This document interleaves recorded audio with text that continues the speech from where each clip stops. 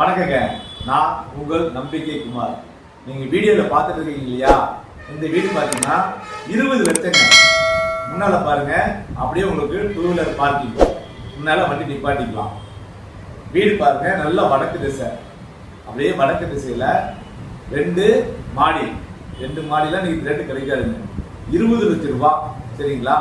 அதே போல உள்ள வந்தீங்கன்னா ஹால், அப்படியே ஒரு கிச்சன், வெளியே வந்தீங்கன்னா படி, அதே மாதிரி பார்த்தீங்கன்னா ஹால்லேயே பார்த்தீங்கன்னா ஒரு பாத்ரூம் இருக்கும்.